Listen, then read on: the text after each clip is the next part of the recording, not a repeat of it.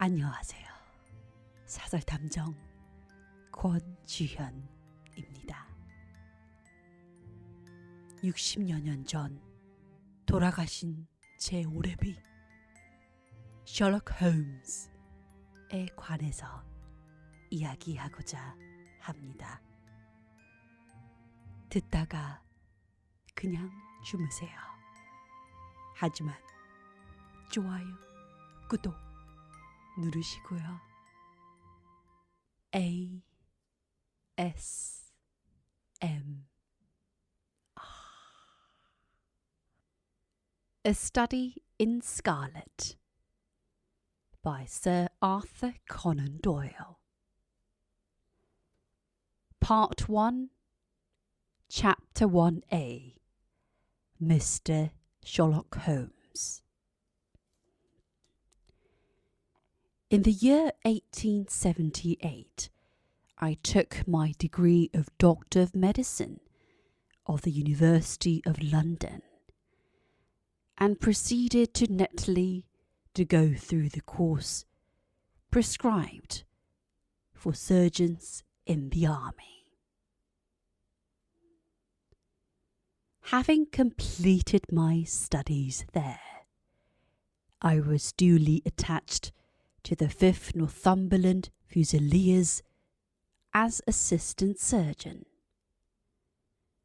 The regiment was stationed in India at the time, and before I could join it, the Second Afghan War had broken out. On landing at Bombay, I learned that my corps had advanced through the passes and was already deep in the enemy's country. I followed, however, with many other officers who were in the same situation as myself, and succeeded in reaching Kandahar in safety, where I found my regiment and at once entered upon my new duties. The campaign brought honours and promotion to many, but for me it had nothing but misfortune and disaster. I was removed from my brigade and attached to the Berkshires, with whom I served at the fatal Battle of my Wand. There I was struck on the shoulder by a Zizelle bullet, which shattered the bone and grazed the subclavian artery. I should have fallen into the hands of the murderous Ghazis had it not been for the devotion and courage shown by Murray, my orderly, who threw me across a pack horse and succeeded in bringing me safely to the British lines. Worn with pain and weak from the prolonged hardships which I had undergone, I was removed with a great train of wounded sufferers to the base hospital at Peshawar. Here I rallied and had already improved so far as to be able to walk about the wards and even to bask a little upon the veranda, when I was struck down by enteric fever, that curse of our Indian possessions. For months my life was despaired of. And when at last I came to myself and became convalescent, I was so weak and emaciated that a medical board determined that not a day should be lost in sending me back to England. I was dispatched accordingly in the troop ship Orontes, and landed a month later on Portsmouth's jetty with my health irretrievably ruined, but with permission from a paternal government to spend the next 9 months in attempting to improve it. I had neither kith nor kin in England, and was therefore as free as air, or as free as an income of 11 shillings and 6 a day will permit a man to be. Under such circumstances, I naturally gravitated to London, that great cesspool into which all the loungers and idlers of the empire are irresistibly drained. There I stayed for some time at a private hotel in the Strand, leading a comfortless, meaningless existence, and spending such money as I had, considerably more freely than I ought. So alarming did the state of my finances become, that I soon realized that I must either leave the metropolis and rusticate somewhere in the country, or that I must make a complete alteration in my style of living. Choosing the latter alternative, I began by making up my mind to leave the hotel and to take up my quarters in some less pretentious and less expensive domicile. On the very day that I had come to this conclusion,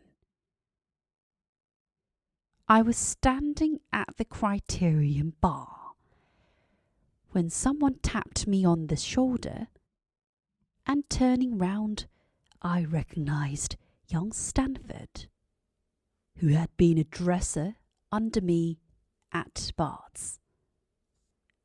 The sight of a friendly face in the great wilderness of London is a pleasant thing indeed to a lonely man. In old days, Stanford had never been a particular crony of mine, but now I hailed him with enthusiasm, and he in his turn appeared to be delighted to see me. In the exuberance of my joy, I asked him to lunch with me at the Holborn, and we started off together in a hansom. "Whatever have you been doing with yourself, Watson?"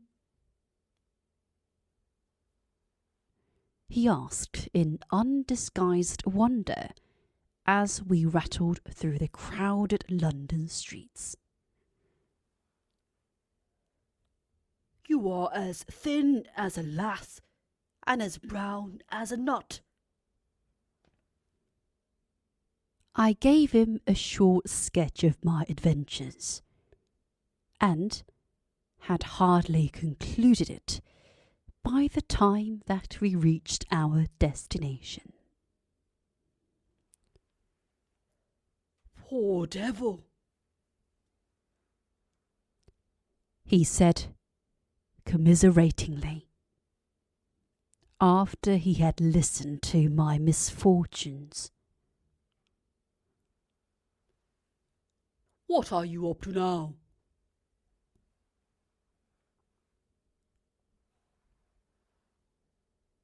Looking for lodgings, I answered. trying to solve the problem as to whether it is possible to get comfortable rooms at a reasonable price.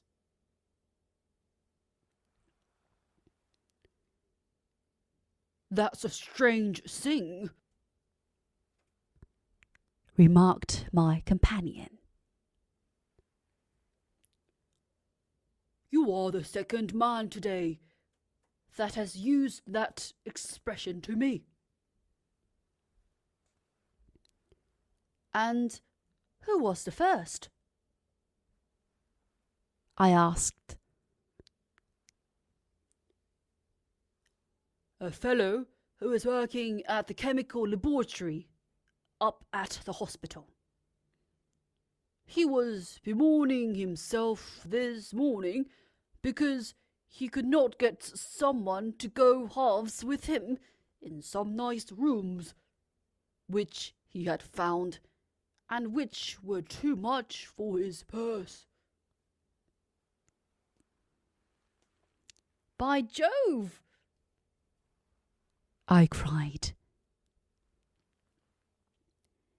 If he really wants someone to share the rooms and the expense, I am the very man for him. I should prefer having a partner to being alone.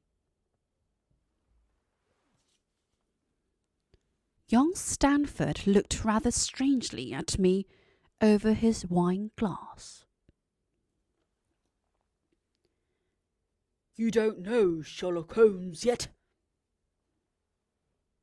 he said. Perhaps you would not care for him as a constant companion. Why, what is there against him? Oh, I didn't say there was anything against him.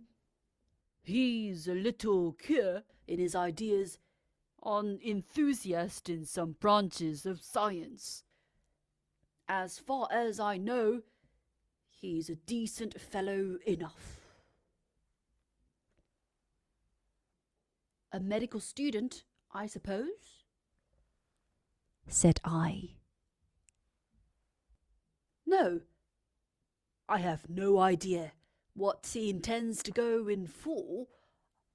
I believe he's well up in anatomy, and he's a first-class chemist. But as far as I know, he has never taken out any systematic medical classes.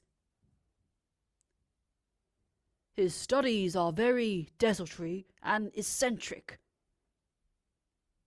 but he has amassed a lot of out-of-the-way knowledge which would astonish his professors.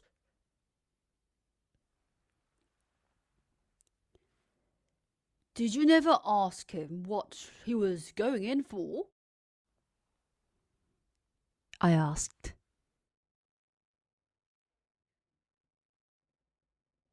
No, he is not a man that it is easy to draw out, though he can be communicative enough when the fancy seizes him. I should like to meet him, I said. If I am to lodge with anyone, I should prefer a man of studious and quiet habits. I am not strong enough yet to stand much noise or excitement. I had enough of both in Afghanistan to last me for the remainder of my natural existence. How could I meet this friend of yours? He is sure to be at the laboratory, returned my companion. He either avoids the place for weeks, or else he works there from morning to night. If you like, we shall drive round together after luncheon. Certainly, I answered, and the conversation drifted away into other channels. As we made our way to the hospital, after leaving the Holborn, Stanford gave me a few more particulars about the gentleman whom I proposed to take as a fellow lodger. You mustn't blame me if you don't get on with him, he said. I know nothing more of him than I have learned from meeting him occasionally in the laboratory. You proposed this arrangement, so you must not hold me responsible.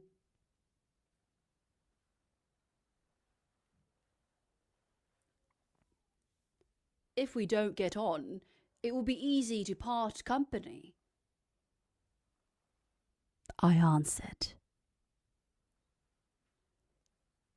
It seems to me, Stanford, I added, looking hard at my companion,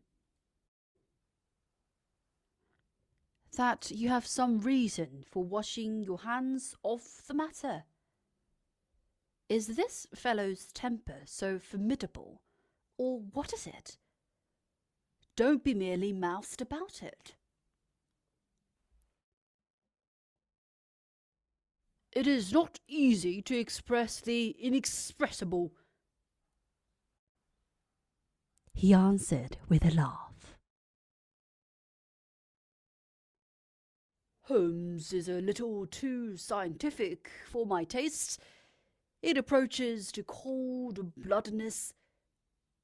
I could imagine his giving a friend a little pinch of the latest vegetable alkaloid, not out of malevolence, you understand, but simply out of a spirit of inquiry, in order to have an accurate idea of the effects. To do him justice, I think that he would take it himself with the same readiness. He appears to have a passion for definite and exact knowledge. Very right too. Yes, but it may be pushed to excess. When it comes to beating the subjects in the dissecting rooms with a stick, it is certainly taking rather a bizarre shape. Beating the subjects? Yes, to verify how far bruises may be produced after death. I saw him at it with my own eyes. And yet you say he's not a medical student? No, heaven knows what the objects of his studies are. But here we are, and you must form your own impressions about him.